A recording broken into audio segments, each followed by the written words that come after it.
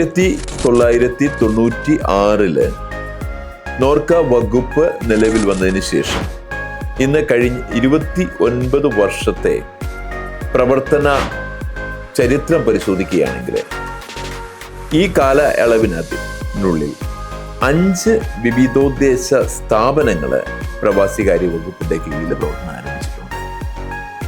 2002 Norka Roots, നേരത്തെ സൂചിപ്പിച്ച Norka Roots വന്നു. 2009 പ്രവാസി വെൽഫെയർ ബോർഡ്, കേരള പ്രവാസി വെൽഫെയർ ബോർഡ് നിലവിൽ വന്നു. 2015 പ്രവാസി കമ്മീഷൻ വന്നു.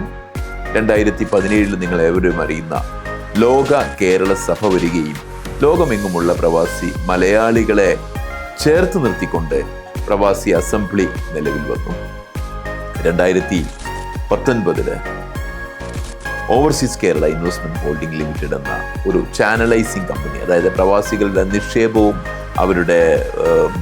അവരുടെ വ്യവസായങ്ങൾക്കും അവർ തുടങ്ങുന്ന സംരംഭങ്ങൾക്കും സഹായം നൽകുന്നതിന് വേണ്ടിയിട്ട് ഒരു പ്രത്യേക ഹോൾഡിംഗ് കമ്പനി രൂപീകരിച്ചു. അതായത് കഴിഞ്ഞ 29 വർഷത്തിനകം പ്രവാസത്തിൻ്റെ വിവിധ മേഖലയിലെ പ്രവാസികൾക്ക് വേണ്ട ആവശ്യങ്ങൾ, അവർക്ക് വേണ്ട സേവനങ്ങൾ നടപ്പിലാക്കുന്നതിന് വേണ്ടിയിട്ട് 5 സ്ഥാപനങ്ങൾ രൂപീകരിച്ചു.